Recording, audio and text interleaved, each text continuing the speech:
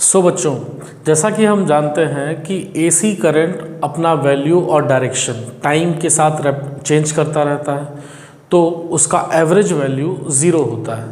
तो अपन उसको directly measure नहीं कर सकते हैं, है ना। और एवरेज वैल्यू ज़ीरो होने के कारण वो ना तो हमको मैग्नेटिक प्रॉपर्टी शो करता है और ना ही केमिकल प्रॉपर्टी शो करता है। But there is a property, उसके पास हीटिंग प्रॉपर्टी होती है।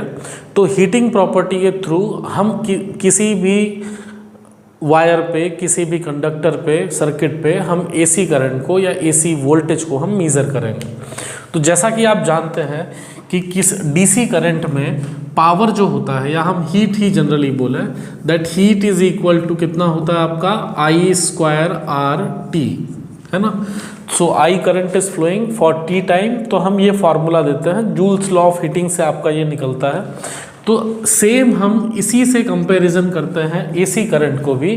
क्यों? क्योंकि भाई जब हमारा एवरेज वैल्यू भले जीरो है, लेकिन अपन किसी भी फेज़ में, चाहे वो हमारा पॉजिटिव डायरेक्शन में हो चाहे वो नेगेटिव डायरेक्शन में हो, जब आप अल्टरनेटिंग करंट का स्क्वायर करते हैं तो नेगेटिव पॉजिटिव दोनों फेजेस में हमको पॉजिटिव वैल्यू ही मिलेगा। तो हमको दोनों कंडीशन में अल्टरनेटिंग करंट के लिए भी हीट प्रोड्यूस्ड होगा, same amount of heat compare to DC current.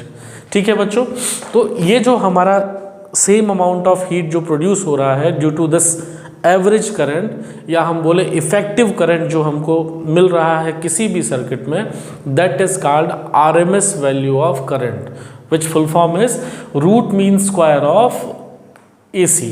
ठीक, तो ये रूट मीन स्क्वायर वैल्यू हम कैसे निकालेंगे बच्चों? तो आइए हम समझते हैं। किसी भी सर्किट में रूट मीन स्क्वायर वैल्यू का square I²RMS that is equal to किसी भी इंस्टेंट टाइम में जो अल्टरनेटिंग करंट आपका फ्लो कर रहा है उसके स्क्वायर का मीन हम निकालते हैं in a complete cycle 0 to t। ठीक है बच्चों, तो ये एक तरीका है। अपन चाहें तो अपन हीट से कंपैरिजन करके भी हम IRMS की वैल्यू निकाल सकते हैं, वो अपन देखते चलेंगे। तो सिंपली याद रखना है कि square of RMS value of current in of AC is equal to mean of square of alternating current in a complete cycle. तो चलिए इसकी वैल्यू अपन निकालते हैं। मान लीजिए किसी इंस्टेंट टाइम पे हमारे पास जो अल्टरनेटिंग करंट है that is equal to I0 sin ωt। बाकी इन सारी चीज़ों से आप कंफर्म्ड हैं already. I0 is peak value आपका एंड ωt इज फेज। तो चलिए इस वैल्यू को पुट करिए फटाफट वहाँ पर।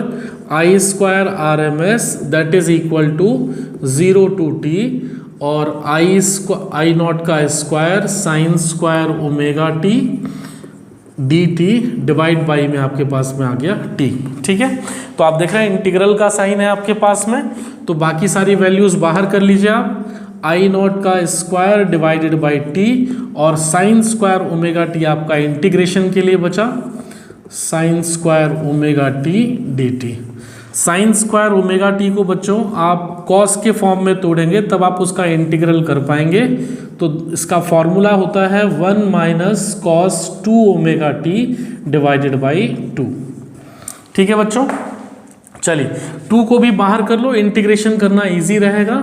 सो I0 का स्क्वायर बाई 2t और आपके पास इंटीग्रल के लिए बचा, या हम डायरेक्टली इंटीग्रेशन कर देते हैं। 2 आपका बाहर आ गया, 1 का इंटीग्रेशन करेंगे तो यहाँ पर आएगा आपके पास में t। ठीक है, और फिर माइनस cos 2 ωt का आपने इंटीग्रेशन करा, that will be equal to sin 2 ωt divided by omega, और लिमिट आ गया आपका 0 to t। ठीक है बच्चों, चलिए लिमिट पुट कर दें यहाँ पर। तो I0 का square by 2t value put करें, t - 0 minus sin 2 ωt divided by omega minus sin 2 omega into पे 0 डिवाइडेड बाई ओमेगा।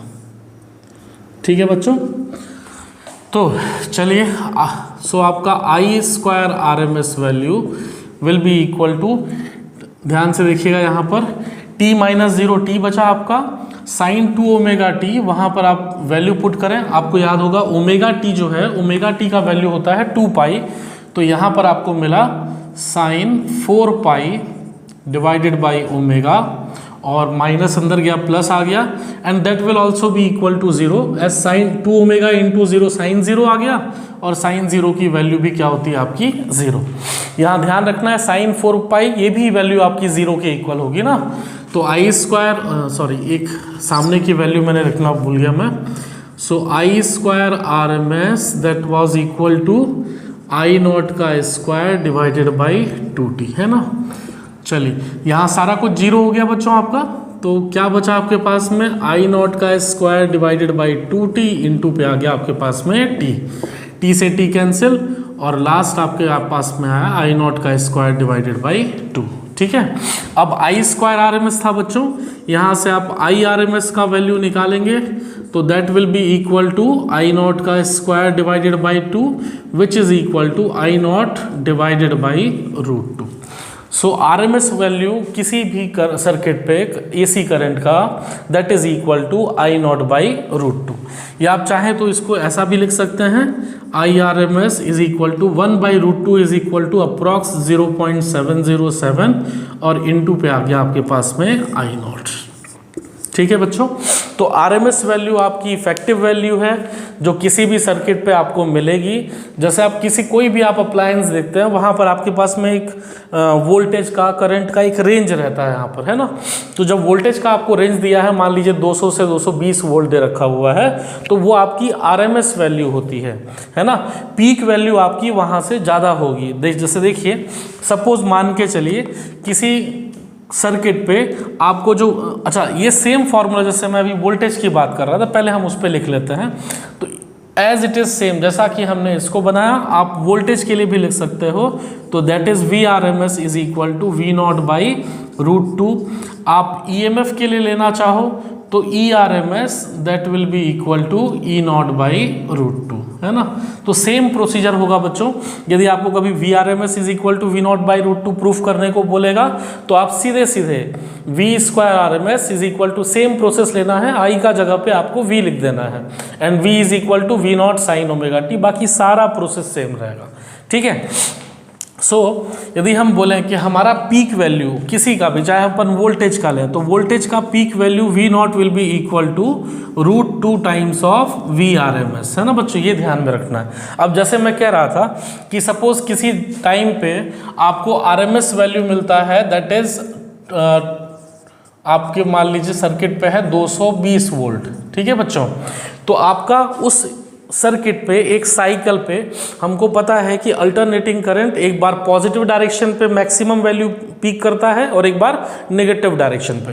तो वो पीक वैल्यू जो है उसकी दोनों पे, पॉजिटिव और नेगेटिव फेज में कितनी होगी, तो चलिए अपन उसको काउंट करते हैं।